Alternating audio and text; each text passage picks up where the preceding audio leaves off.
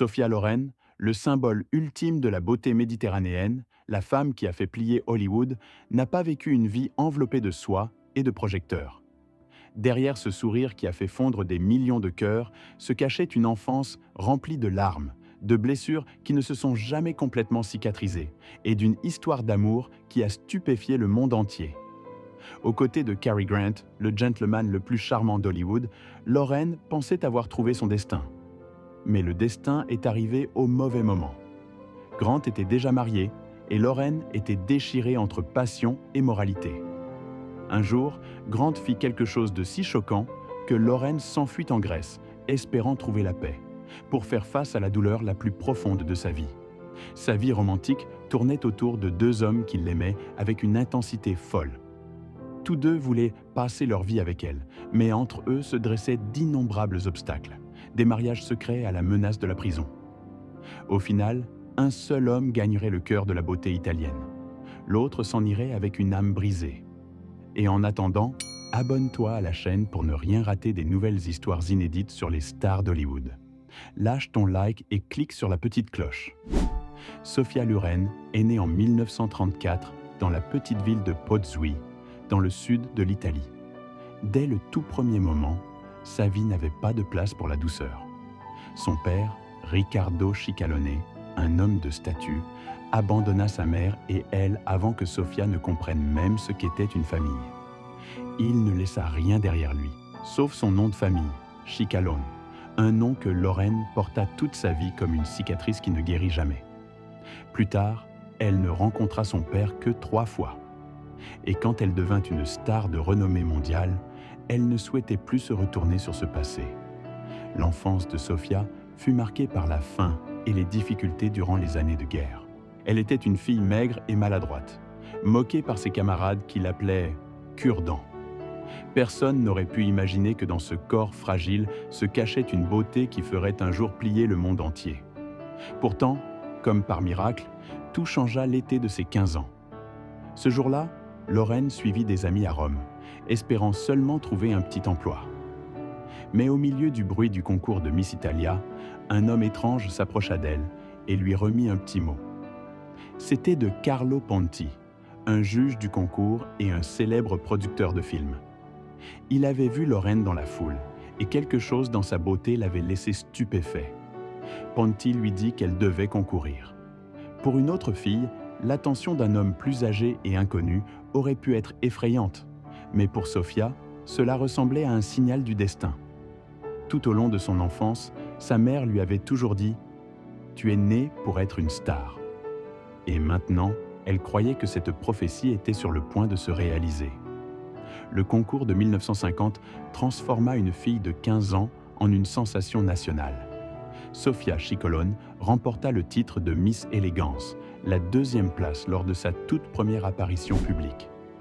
C'était un début parfait pour un voyage légendaire. Carlo Ponti reconnut rapidement le potentiel cinématographique caché dans la jeune fille. Il n'était pas seulement un juge.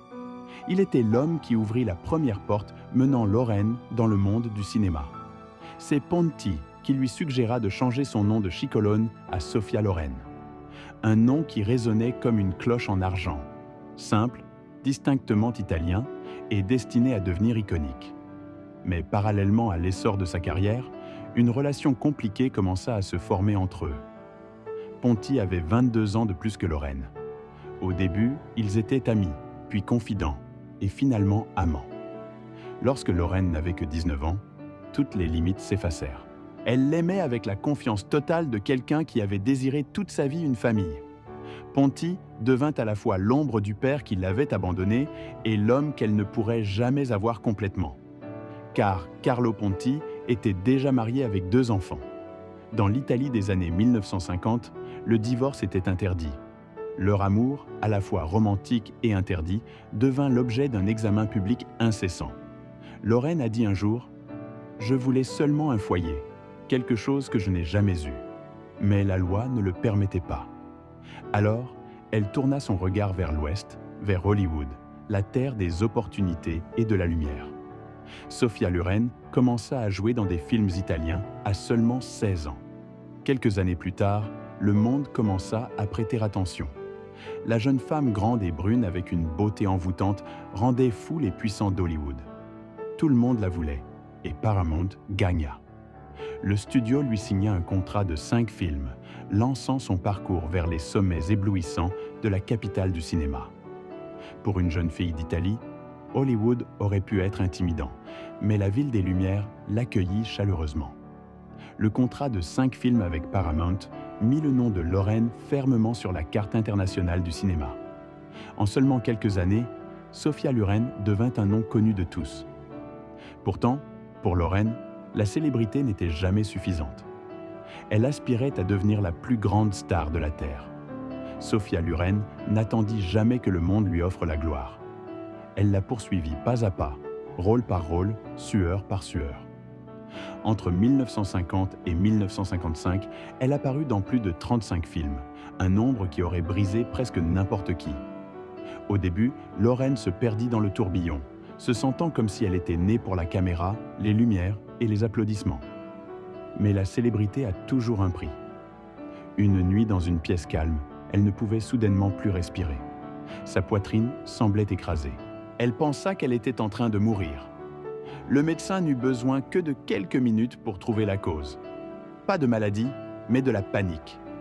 Elle était consumée par la chose même qu'elle avait poursuivie toute sa vie, la pression de la célébrité.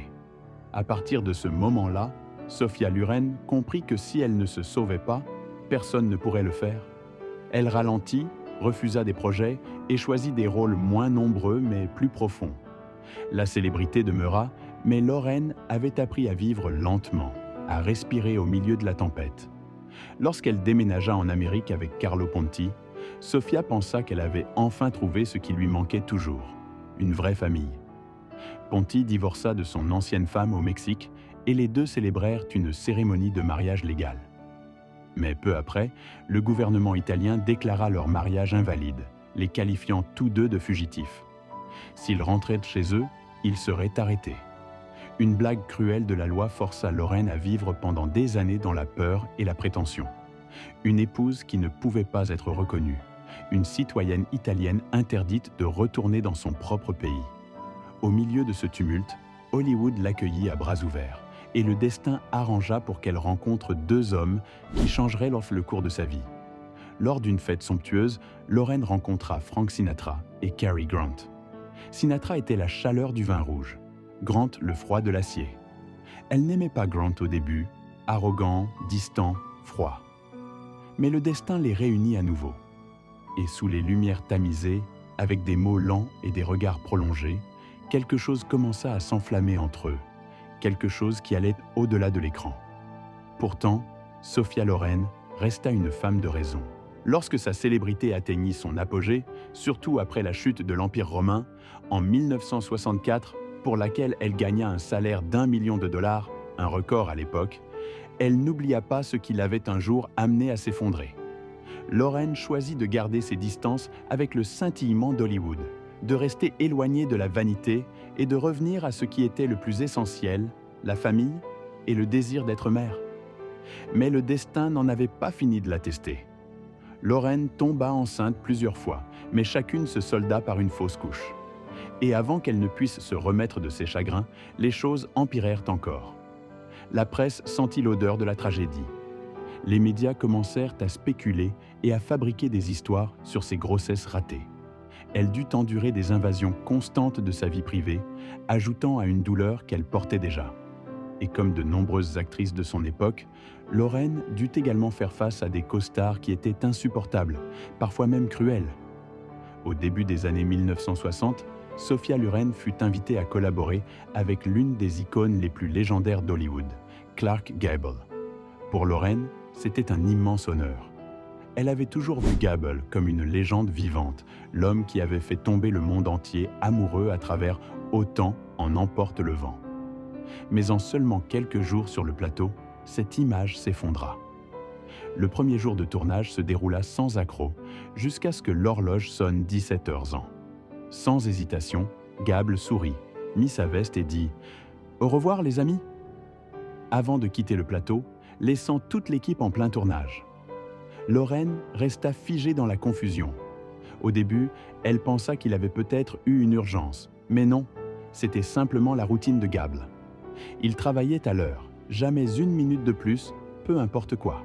Pour Lorraine, qui travaillait souvent sans sommeil ni nourriture pour atteindre la perfection, cela semblait être une insulte à l'art de jouer. Elle comprit enfin pourquoi Hollywood l'appelait une star. Mais pour elle, l'art n'avait pas d'heure de pause. Cependant, Clark Gable n'était pas le plus grand défi de sa carrière. La personne qui brisa véritablement la foi de Lorraine en ses collègues d'Hollywood était Marlon Brando, l'homme que le monde saluait comme un génie. Dès leur toute première rencontre au Paramount Studio, les choses ont mal tourné. Brando est entré directement dans la loge de Lorraine, a regardé autour de lui un moment et a froidement remarqué « Vous avez des problèmes psychologiques. Vous devriez voir un médecin. » Lorraine s'est figée. Elle n'était pas habituée à une telle impolitesse, mais elle est restée silencieuse. Plus tard, alors qu'ils se préparaient à tourner leur première scène, Brando a soudainement passé sa main légèrement le long de son dos. Lorraine s'est tournée vers lui et a averti « Ne fais pas ça, je n'aime pas ça. » Brando a souri avec un air moqueur. Quand les caméras ont commencé à tourner, il l'a refait. Lorraine a immédiatement cessé de jouer, l'a dévisagé et a dit sèchement « Si tu me touches encore, je te frapperai devant tout le monde. » À partir de ce moment-là, ils n'étaient plus costards. Ils étaient des adversaires.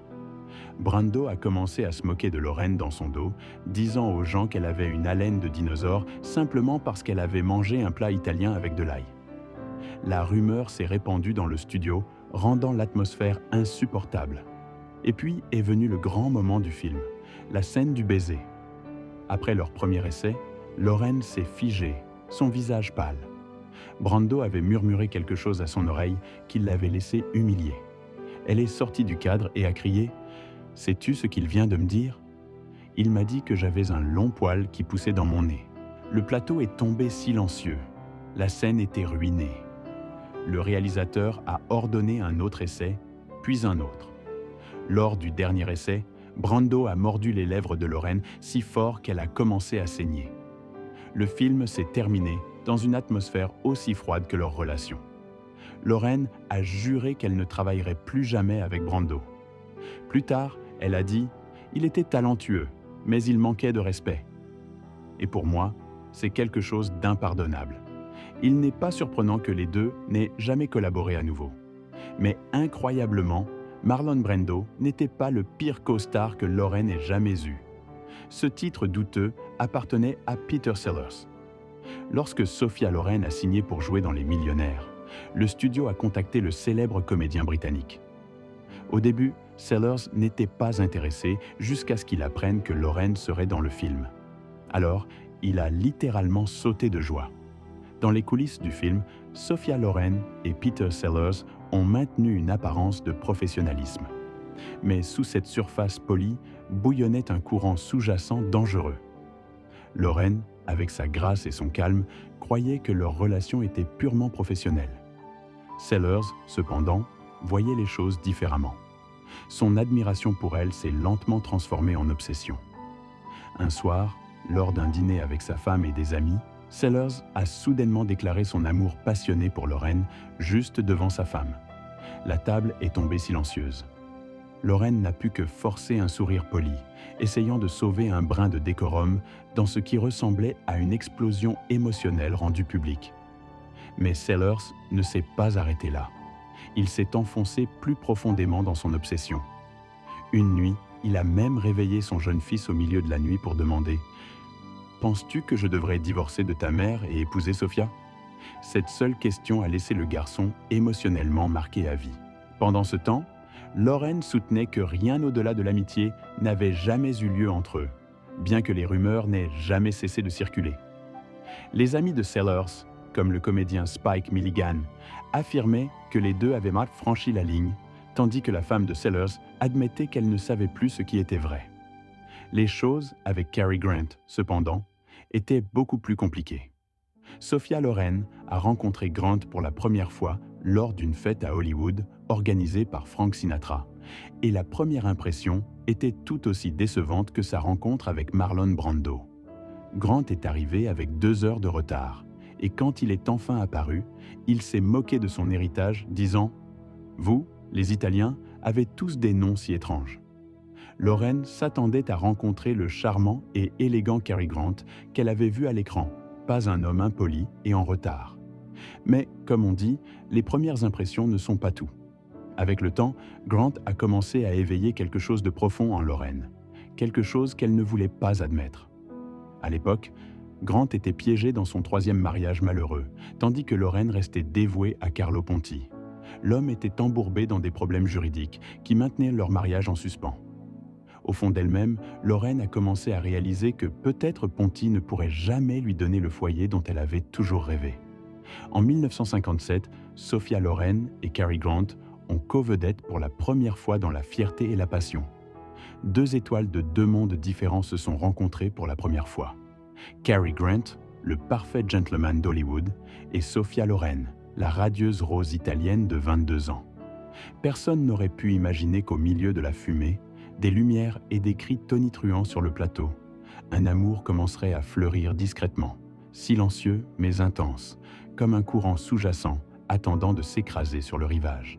Au début, Lorraine était prudente, tandis que Grant, à 52 ans, était poli et réservé. Mais plus il se rapprochait, plus il devenait clair. Certaines âmes n'ont besoin que d'un seul regard pour se comprendre. Grant, l'homme qui se cachait toujours derrière un masque de perfection, est soudainement devenu vulnérable devant Lorraine. Il lui a confié un secret qu'il n'avait jamais dit à personne, que son propre père avait fait interner sa mère dans un hôpital psychiatrique et avait menti à la famille, disant qu'elle était morte. C'était sa blessure la plus profonde, et il a choisi de la partager avec une femme de 30 ans, sa cadette. Sous la douce lueur des bougies, Grant a regardé dans les yeux de Lorraine et a murmuré « Veux-tu m'épouser » Elle s'est figée, sa voix tremblante « Je ne sais pas », parce qu'au loin, un autre homme l'attendait. Carlo Ponti, le réalisateur italien qui l'avait nourri et aimé avec une dévotion douce et constante. Grant avait tout. La célébrité, le charme et des mots aussi doux que du miel. Mais Carlo avait quelque chose qu'Hollywood ne pourrait jamais donner à Lorraine. Le sentiment d'appartenance. Ce conflit émotionnel a gardé Lorraine éveillée pendant d'innombrables nuits sans sommeil.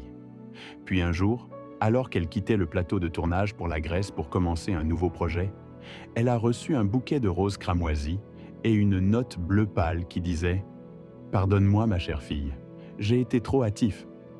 Prie et je ferai de même. À la semaine prochaine. Au revoir, Cary. » Ce n'était pas juste un adieu. C'était le soupir d'un amour qui ne pourrait jamais être comblé. Pendant ce temps, de retour à Hollywood, la femme de Grant, Betsy Drake, venait de terminer le scénario de Houseboat, espérant jouer aux côtés de son mari et réparer leur mariage.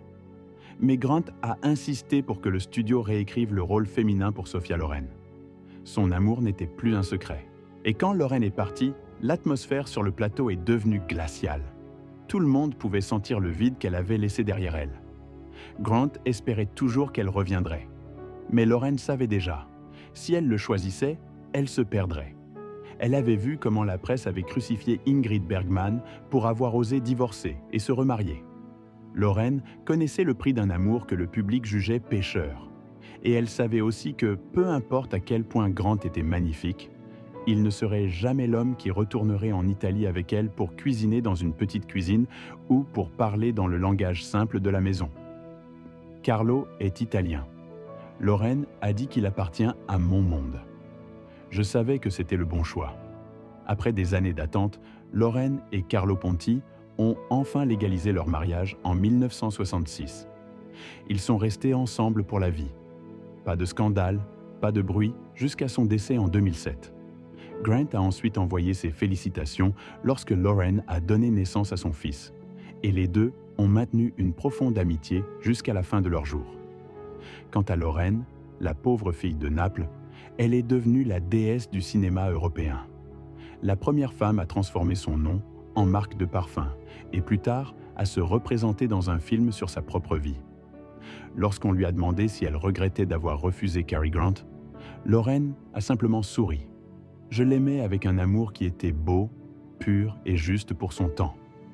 Mais tous les amours n'ont pas besoin de se terminer par un mariage. Maintenant, dans ces années crépusculaires, Sophia Loren porte toujours ce même regard, profond, fier et à jamais mystérieux.